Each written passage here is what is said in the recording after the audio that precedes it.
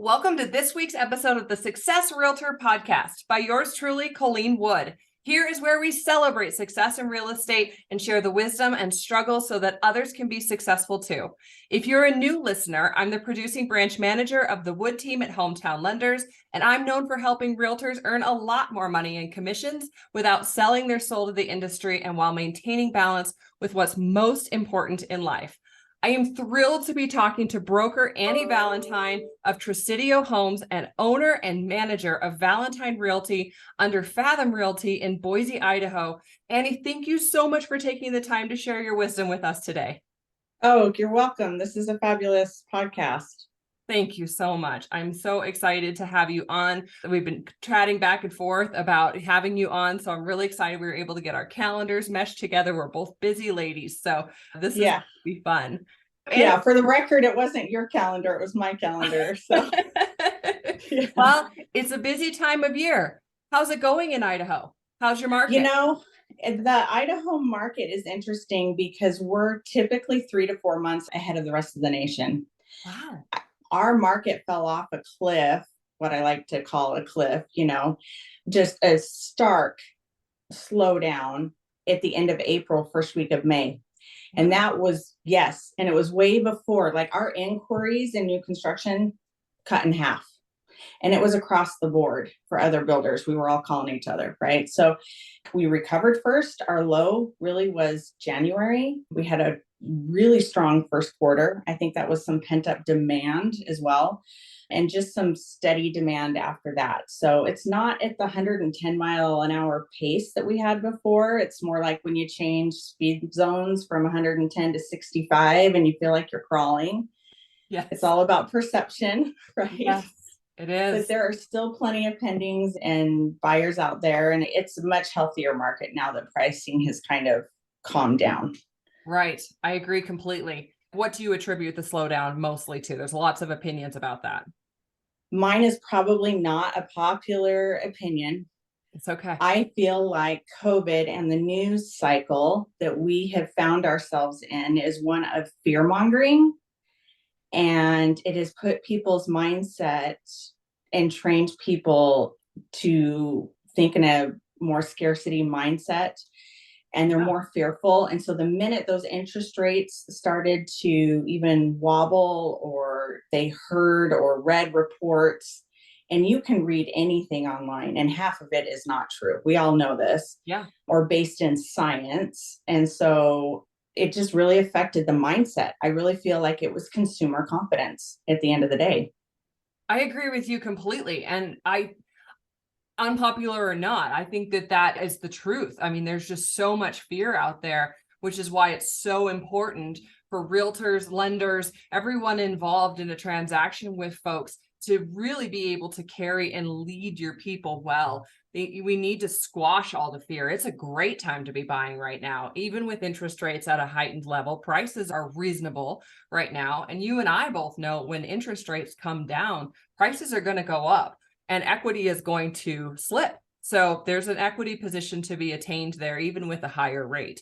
Right. So, Well, and the inventory levels are at an all-time low in our area. Mm-hmm. In addition to that, I think it's our role as lenders and, realtors to partner with, lenders that help you close the deal and help people identify the emotions that they're feeling in the purchasing process, because your body sees change as trauma, right? And so anytime you tell somebody you're going to pack up all your stuff and you're going to move over here, like they just go into a panic state, whether it's for the better or forced or whatever the reason may be. And therefore their mind gets away from them. And so sometimes I think we have to be the voice of reason and all of this and say, hey, look, this interest rate is not that big of a deal. We can get a credit from the seller, buy you down here. There's all these wonderful programs. Literally, my entire sales technique has turned into education. Yes, absolutely. Mm-hmm. And so I just want to comment right back on that and how important it is for you guys as realtors to be working with a lender that is going to be able to carry this person without making them feel like they're going to get dropped because it is so emotional. And then you add all the news, and Yes. you got to watch any one of the news programs will tell you it's a horrible time to buy right now. And those of us that are professionals know that it's a great time. So we have to be able to carry these people with no surprises, to be able to have an on-time closing without any sort of fear, because the moment that something goes a little wonky, they go into fear mode. And then some of them will just back off entirely and just say, I'm just going to wait. Wait for what? We don't know, but wait.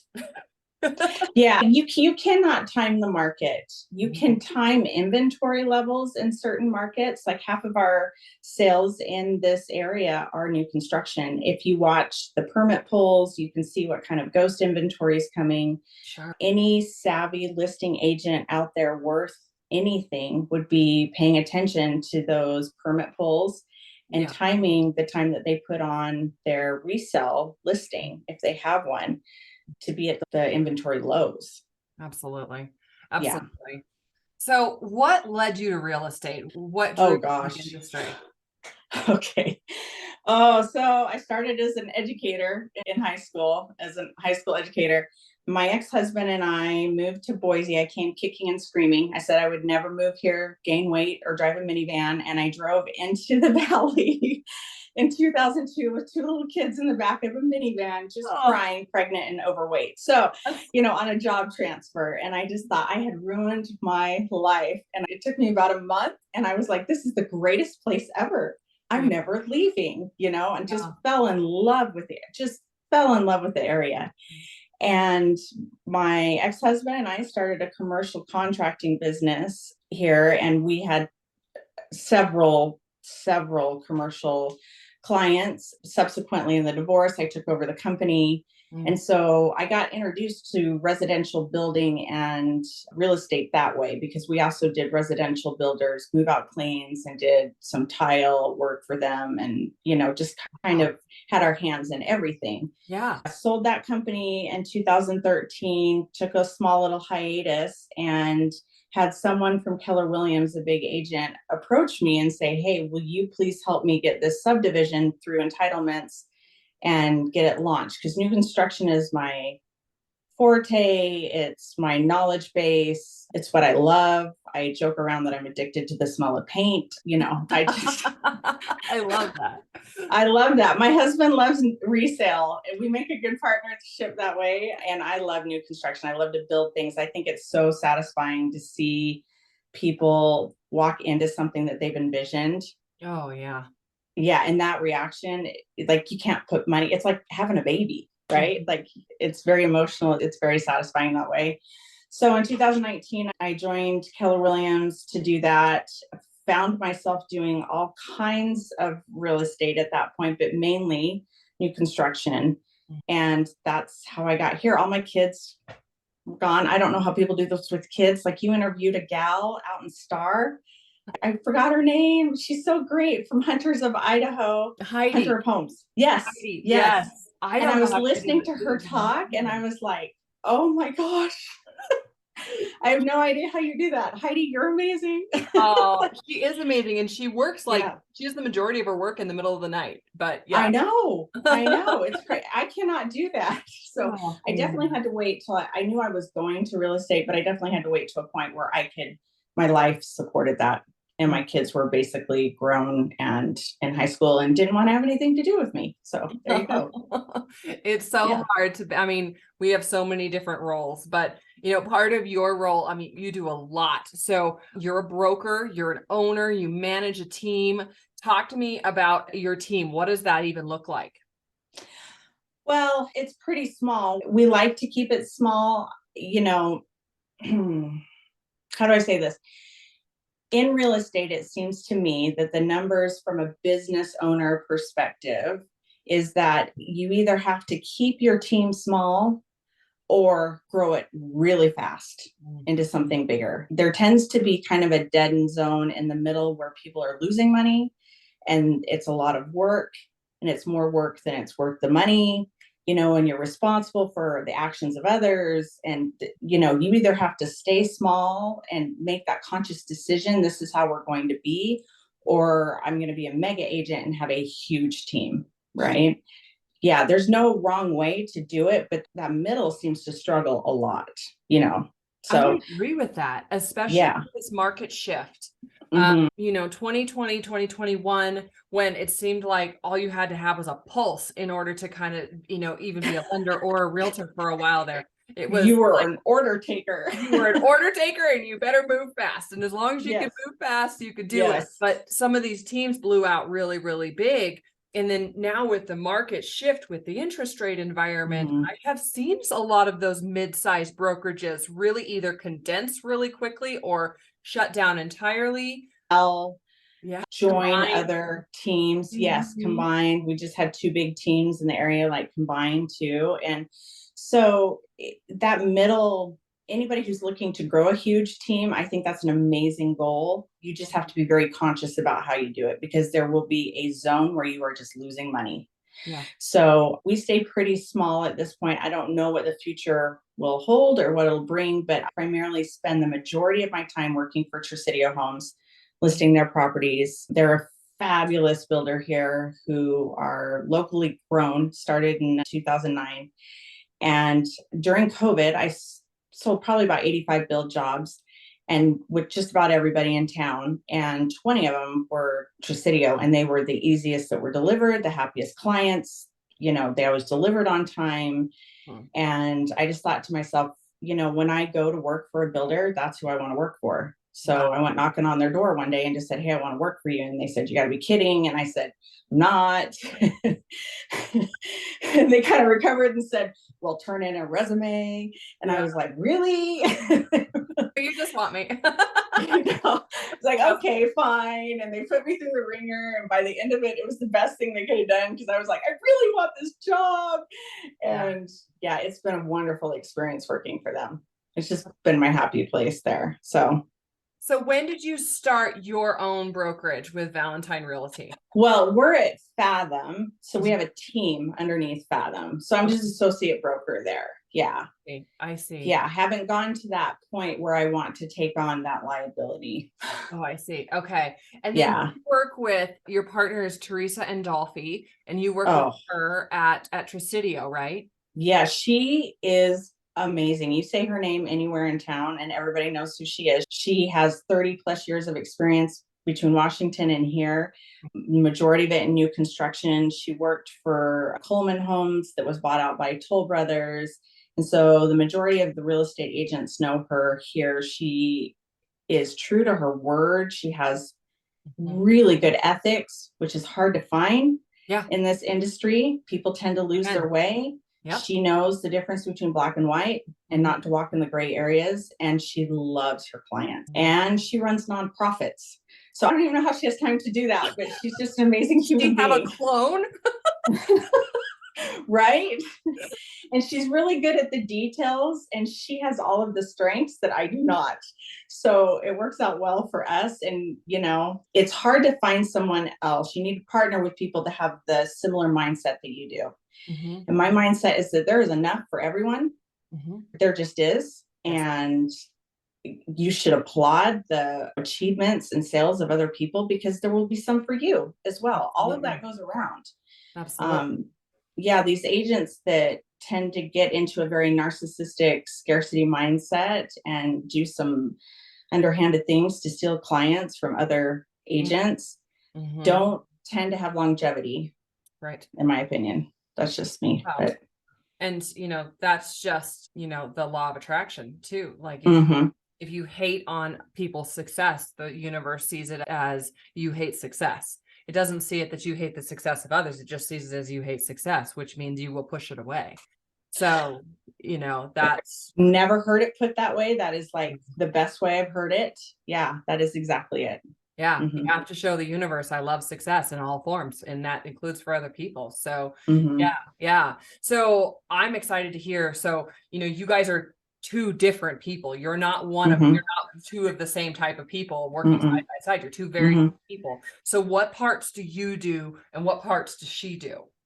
So our builder covers a large area. We have 11 different communities across the valley. Wow. And there seems to be a central freeway that kind of divides the two sections. I-84, it's our only freeway. It's the only central freeway we have right now. But she'll be on one side, I'll be on the other. We'll both touch clients. We'll split that evenly. If she puts forth something, the split is entirely different, more heavily favored to her. If I put something in, the split is like favored to me. When I go on vacation, and I have never had this before, where someone will just pick up the ball and take care of it and go to the closings, go to the emergency meetings, show the buyers that all of a sudden wake up one morning and are like, I have to see this house. And you are trying to have a life with your family. So it works out really well for both of us. She's very, very good at detailed paperwork and also the small details of the caring. So the closing gifts, the follow-up calls, checking in with clients, getting referrals. I mean, she's a powerhouse, but I am more of the vision. Let's do this. Let's go here. Like the movement. People tend to call me, I'm not everybody's cup of coffee. I'm a strong cup of coffee. A shot of whiskey. Yeah, because I'm like, let's Girl. climb this mountain. See this mountain? Let's just climb it because we can, right? So that's kind of how we work, together. And it works out really well. She signs us up for a lot of promotional and brand recognition. And she's just fun. She's fun. Like she's not emotional and to talk to and just an incredible human being. So it just works really well for me. And she's not jealous. That's the other thing too. She's not jealous of my success and I'm not jealous of hers. Like I legitimately get very excited for her. And so that's really what you want in a partnership, right? Yeah. And I'll tell you that I'm seeing this more and more. And I don't know if I'm just drawn to I'm drawn to other ladies. I can't help myself. I mean, I'm a lady. So I really see what a lot of other women in the industry are doing. And I don't know if you know Leland Reed, but we've had her on the podcast, had her on previous podcasts too. And, she's out of Missoula area and she and Emily McEnroth, I think I have her last name right. They have partnered too. And again, very similar, very powerful women that have success on their own, but they see the value of partnering with somebody. Number one, so you can have a life. And number two, so that you're not going to drop any balls. And one of you is better at this, the other's better at that. And so you're going to support each other. And it does come from a place of there's enough to go around. And that takes a mature level of mindset. Realtors out there, really think about that on how much stronger you could be as a team instead of just trying to do everything on your own. Oh yeah, and be a wife and mother and a friend and a daughter and all the other things that we do. Sales is an exchange of energy, right? Yes. And having the correct mindset all the time is nearly impossible. Life happens, like regardless of what you do every morning, and it is such a relief to know someone has your back in an industry where most people are gunning for you and for your clients. Yeah. I don't know how else to say it. Yes, that is so true. It's so true. Yeah. So, I mean, that just goes right into our next question. I mean, being a realtor can be super tough and there is competition. This is a competitive industry. And if you're not in it rowing the boat all the time, somebody else will be in it and they will farm your customer. So how do you stay focused and move forward during those kind of difficulties? And when you have a bad attitude, what do you do? I have some go-to videos that I watch on YouTube. Admiral, is it McCraren, the one that was like, make your bed? Yes. From the Texas speech. I love that speech. Sometimes I will roll out of bed. I actually had one of those this morning and I will just like put that on, put them in my earphones, listen to his whole 20-minute speech to the Texas University and be like, okay, I can do this. Yes. It's all about what you feed yourself. I don't read a lot of news. I'm very deliberate. I have a business coach that I meet with that holds me accountable every week.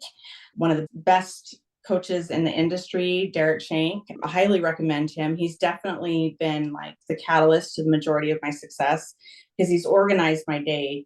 I start with gratitude, my affirmations, take care of myself, and it really listen to happy music. There's a very particular, like everything that I feed myself from the moment that I wake up to the moment that I engage with a client is positive, Pollyanna, like you can do this, you are in this for the service, sort of.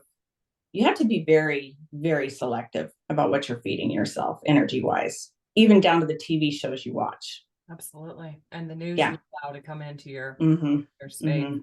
So Mm-hmm. I think, a lot of people in the industry have felt, at least over the last year and a half, when the market shifted. And like you said at the beginning, where we were going 110 miles an hour, and then suddenly we were going 45. And, not that 45 wasn't acceptable, but it felt so different than the speed we had been going at before, that it felt to a lot of us, myself included, it felt like failure. Mm-hmm. There was a very stark evaluation of, what did I do wrong? And Right. so I know a lot of people are Mm-hmm. still in that space. How would Mm-hmm. you recommend that they get from that down in the dumps feeling to starting to fly again? Oh, educate yourself out of it. Go to every sales training you can find. Jeff Shore and the 4-2 method was a key one for me last May. Mm. Anything that will build your confidence and build your skills, your sales skills, your way to overcome objections, to be water around a rock, right? Because the client will keep putting rocks in front of you, and you've got to be able to just get, like slip between the cracks and be like, nope, this is not an issue, and this is why. Yep. And yeah, educate yourself out of there, because people are buying homes. They just are. If you go on the IMLS, anyone who's having a hard time, go see how many pendings went pending last week. Right. One of those could have been yours. Right. And it has nothing to do with who you are as a human being. We just have to change our sales, skill set and what we're saying to the client. My first instinct is to learn my way out of it, talk my way out of it. And that's basically what I did. My mantra last year was, I'm going to make my own market. It's my own market. Just going to make my own market. I don't care what's happening around me. I'm making my own market. Yeah. Yeah. Yeah. I think there's, something about real estate on all sides of it, title companies, insurance companies, all of it.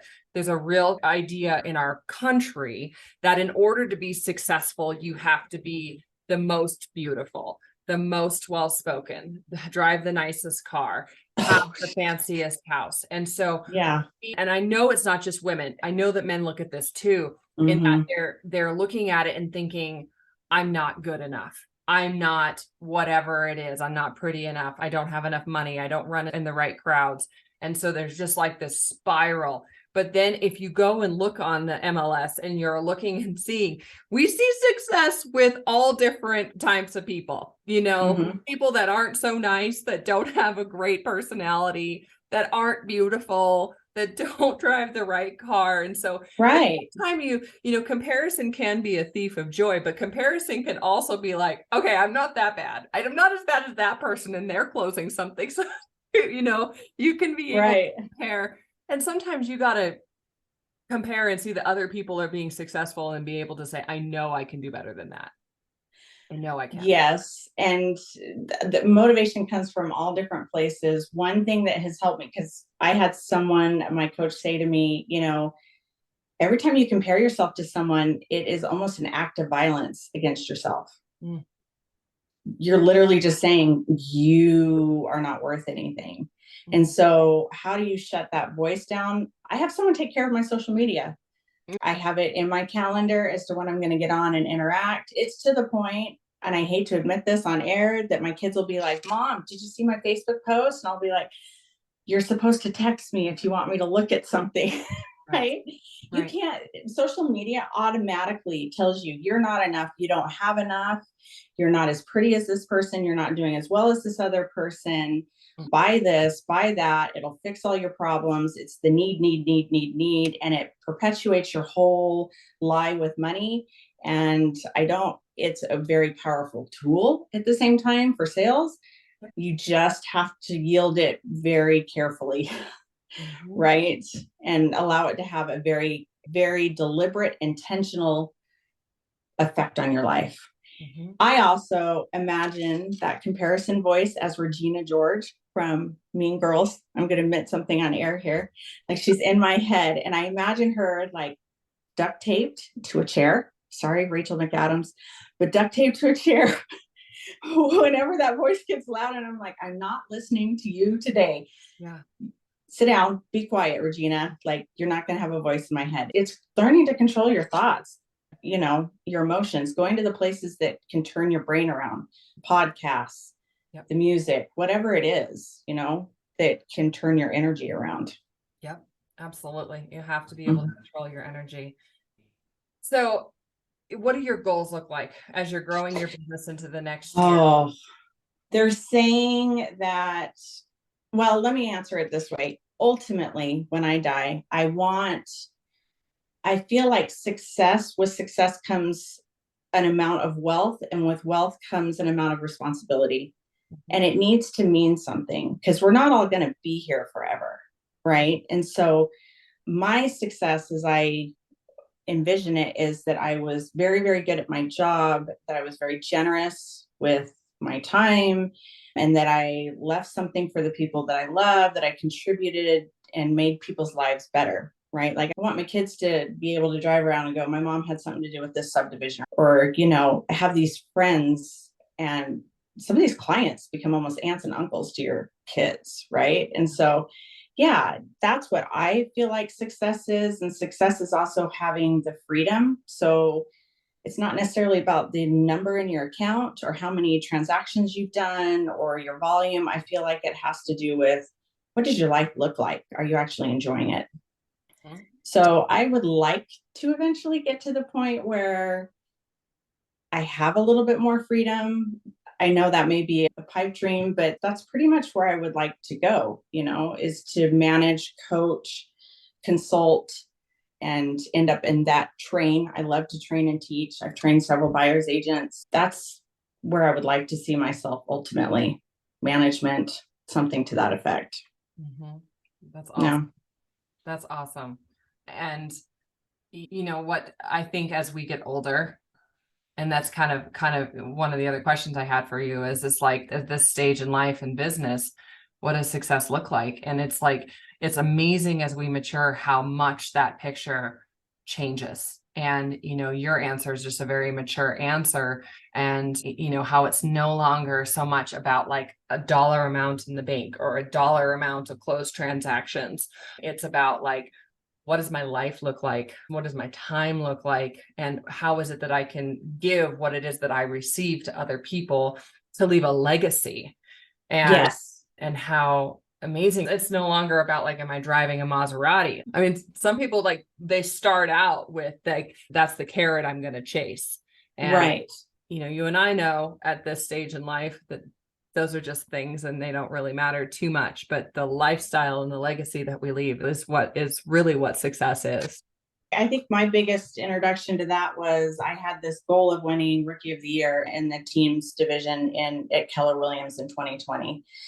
And that's what I was focused on. I ran hard, we sat down as a family, said, hey, I'm not going to be around much this year. Everybody got on board. My team leader was like, you go get it, girl. Right. Yeah. Like, she was super supportive. And the day after they announced it, I could not get out of bed. Yeah. I was so depressed. And I know that sounds terrible, but I was like, well, that was it. Mm-hmm. I know. That's what that feels like. That was a 30-minute. Okay. Mm-hmm. What does that even mean? Yeah. What does it even mean for every day moving forward? Right. Yes, it's endorsement when you're starting in the industry. Mm-hmm. And it's a good thing to go for, but these carrots can be very motivating. But at the end of the day, they leave you just going, that's it. But I need something else. Like, what is my life even about? What are they going to say when I'm dead? Right.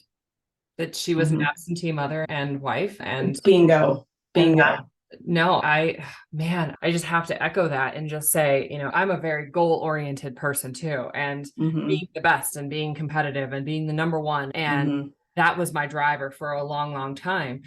But it got to the point that I was so depressed in my level of suck at being a wife and a mother and being a homemaker, because that's me too. And, I was flipping through some pictures with my son, just old pictures through my phone, and I started to cry. He was like, Mom, what's wrong? And I said, I know that I was there, but I wasn't there. And I don't remember you at this age. Like, it's such a distant memory for me. And it was such a half a blink compared to all the focus I put into building this business that I feel like I wasn't there. And he hugged me and he was like, Mom, you were there. You took the picture. And, but I wasn't there. I wasn't there. And I feel like this year is the first year that I feel like I'm present in all the corners that I need to have weight in. That's impressive. Yeah, you don't need to have guests. You need to teach us how to do the rest of that. I've noticed that the older I get, the more I have to be okay with myself and realize I am not great at cooking things. I need to have somebody clean my house so that is not an irritation when I come home or a fight with my kid. I have one child left at home out of my husband and I have a blended family of 7. They were ages of 9 to 17 when we put them together. Yes. Oh. So we only have one that we're legally responsible for. That's what we say. And she's going to be a junior next year. And so I think it was my business coach really helped me be like, don't waste your energy on these things. Your house is not going to look perfect. Who cares if it's not decorated? It's, did you have a good exchange with that person? Did you have a quality moment? Or were you at the band concert? And I've actually been at band concerts this year. Like, it's been probably the most balanced year I've had in real estate. New construction has afforded me that luxury because your income is 9 months to 12 months out. Yeah. And yeah. And if you can bite the bullet for the first 6 months and just chase it, it will start rolling and you will have a year's worth of income. That brings a huge, peace of mind to me that I have a year to transition if something were to happen, but it allows you to be present, because I know exactly what you're saying. I was on a vacation with my kids and I was sitting in a pedicure chair writing an offer in 2021. And they were like, Mom. And I'm like, no, this is the last thing this is the last thing. And literally the lady did my toes and I was writing, that's ridiculous. Why even take the vacation? Right. And part of that too, is we made a conscious decision to spend more money in our home environment. We built another house this year and made it something that we didn't need a vacation from. Yeah, me too. Yeah. Right. Because you're like, I'm never getting out of town, but how do I do staycations? How do I make my home environment a peaceful place? How do I separate the two? How am I present? And I just accepted that I just stink at some of this stuff and I'm going to have somebody do it for me. And that's okay. You are just hitting on so many things that are so important to me. And so I just want to say it again, is that when you are building your career, and I was a holy terror at home because I would come, because the level of energy that we have to come with when we're leading teams and we're selling, very intense and leaders and bam, bam, bam, bam, bam. Well, number one, that is not the person I need to be at home. But I would come home and I would see the dishes in the sink and the laundry piling up. And I would just turn into a whirlwind I was just mad. I was mad because there wasn't anybody else to do it. It wasn't that my family was not doing it or something. They weren't there either. They were doing their other parts. My husband was working. My son was at school. And we were coming in at the 11th hour and then trying to slam dinner together and trying to be present together as a family. When you're in that stage of life, don't feel like a failure because you bring in somebody to do your laundry or to wash your floors, or so that you can walk in and have your family feel like it's it's an oasis. It doesn't have the stress of mom ripping around and trying to do everything and then ripping everybody's heads off, because, that was who I was for a while. And then I brought somebody in to help me with my home because I was driving so much to run my team and to be a leader for them that I was on the road all the time. And so don't feel like a failure if you bring somebody into your home to help you. It's not failure. It's knowing what your highest and best use is. And when you walk in that door and you're no longer the business owner, head realtor, producing branch manager, whatever it is, you're supposed to be wife and mom, get right about being wife and mom and being present relationally with people. Nobody's going to die. We don't do brain surgery. No one's going to die. We don't do brain surgery, and our kids are only going to remember the way that they felt growing up. Mm-hmm. That's it. They're not going to remember if you cooked that dinner for them. Yep. Yep, that's it. They're just going to remember how you made them feel.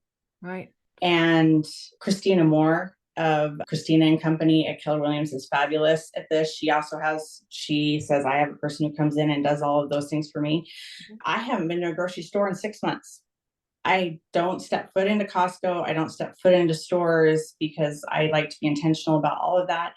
My assistant saves me way more money than if I were to go in there. Right. In the first place, I should be selling a house. Right. And so a lot of my work has become very systematized. I have somebody do my social media. I have my assistant handle this. I have someone clean my house, and that's okay. It takes a team to keep me on the rails and focused on what I do well, because I am a master lead generator. I can sell people homes, and that's where the majority of my time should be spent, or in front of my family. Right. Mm-hmm. Absolutely. Absolutely. Yeah. So, okay. Oh man, we could talk about that for hours. So if you could give one piece of advice to somebody getting started in real estate, what would that be? Find a mentor, a generous mentor, whether you work for them or not. I reached out to a lot of different agents who spent a lot of their time with me. Mike Moyer, he's the head owner of the agency here in Boise. I was a nobody, and he sat down and talked to me for 2 hours about development and construction because he knew that's what I loved. There were agents like that all along the way. I had an incredible team leader, Barbara Dott. She gave me a lot of great wisdom.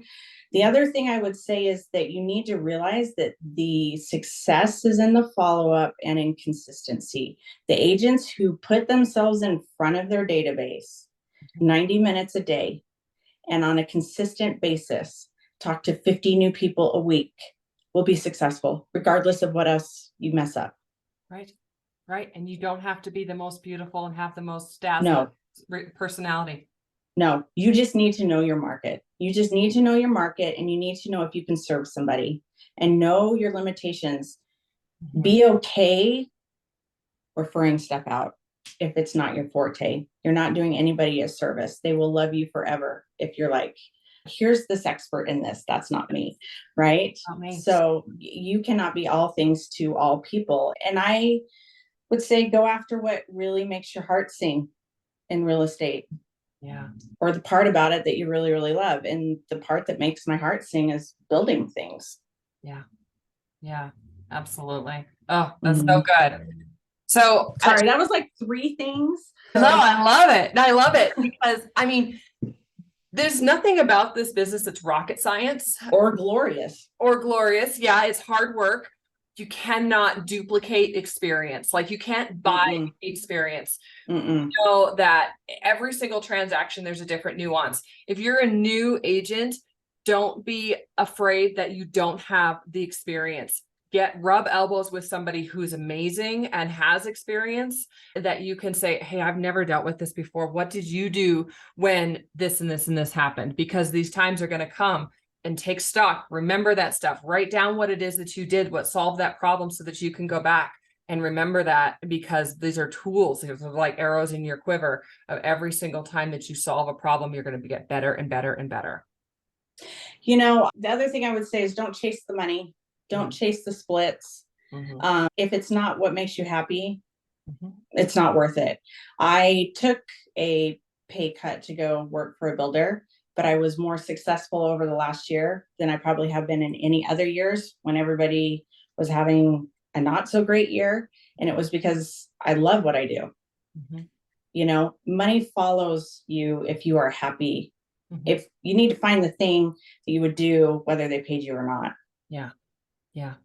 It sounds great in theory, or find the reason why you're doing the work that you're doing. Right. Like Andre Agassi, his book is like fabulous. He talks about why he almost retired from tennis. Yeah. And he didn't, because he found meaning behind his wins and where all of that money was going to go. And it was going to serve this nonprofit.